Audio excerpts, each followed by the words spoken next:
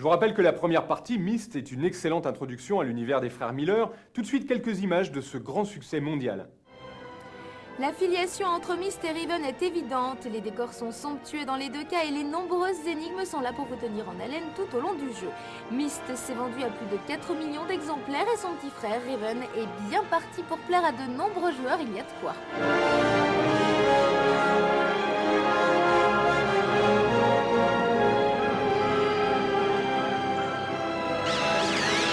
Attention, je vous propose maintenant une exclusivité spectacle, les premières images du prochain jeu inspiré de l'univers de l'écrivain de science-fiction Philip K. Dick.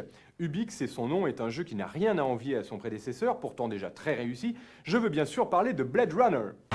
Inspiré du roman éponyme de Philip K. Dick, Ubik le jeu vidéo fait évoluer le joueur dans un sombre univers futuriste. L'époque est incertaine, peut-être l'action se situe-t-elle en 2019, peut-être n'a-t-elle jamais eu lieu. On retrouve ici les thèmes chers à K. Dick, auteur adulé et prolifique de science-fiction. Adapter cet univers culte pose un certain nombre de problèmes, pêle-mêle. Comment traduire aujourd'hui Ubik en images? Comment futuriser le futur de K. Dick tout en restant fidèle à l'intrigue de ce qui est pour les fans le meilleur roman de l'auteur? Pour les gens, Philip K. Dick, c'était, mis à part les fans, c'était vraiment l'univers d'un film comme Blade Runner. On s'est vraiment appuyé à se rattacher à ce genre d'univers visuel. Mais on a essayé quand même de garder l'originalité de l'univers décrit par Dick dans son livre, pas tomber dans la science-fiction pure, quoi. Le roman a été écrit à la fin des années 60 et la plupart des descriptions sont quand même très marquées sur cette époque. Et disons que le look global d'Ubik dans le roman est plus proche de Starsky et Hutch que de Blade Runner et Total Recall. Et donc on a voulu, nous, plutôt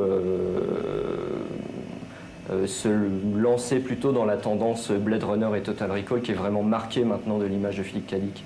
Donc un futur sombre, un peu désabusé et surtout qui est vraiment l'air d'un futur. Ubik vous transporte dans un New York futuriste mais avec des touches rappelant les années 30. Les personnages en 3D temps réel évoluent en groupe et disposent de 30 armes différentes. Une équipe efficace dont la spécialité est le contre-espionnage industriel.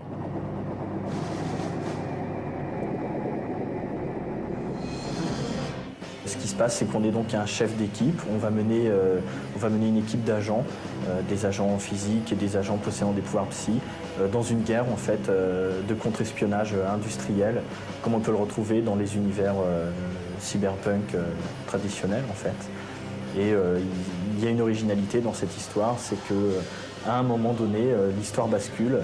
Et comme dans Total Recall, on ne va plus réussir à discerner quelle est la réalité du faux, en fait. Qu'est-ce qui est vrai, qu'est-ce qui est faux. On a 110 personnages avec lesquels on pourra donc tous interagir. On a une quinzaine de lieux, grosso modo une dizaine de lieux différents, disséminés un peu partout dans le monde et même en dehors du monde. Bon, tout ça, c'est aux joueurs de le découvrir.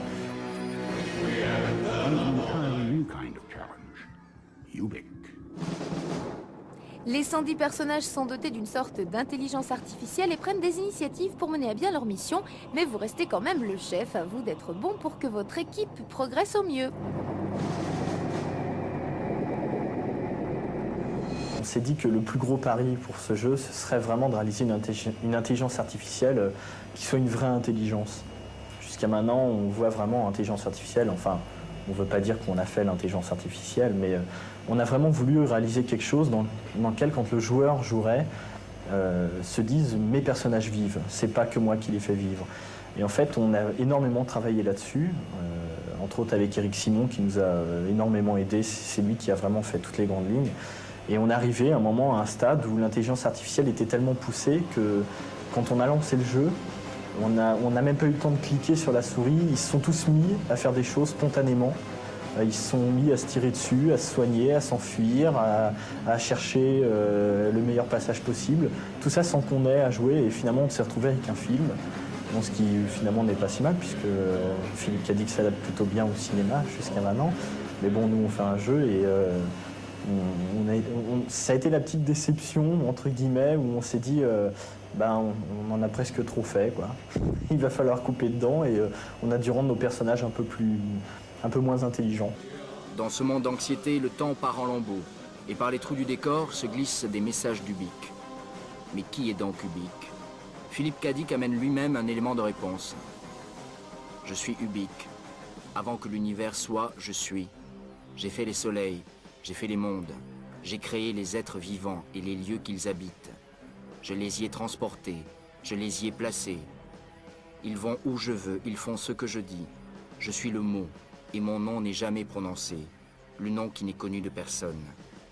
Si le message ne vous paraît pas très clair, rendez-vous en 2019.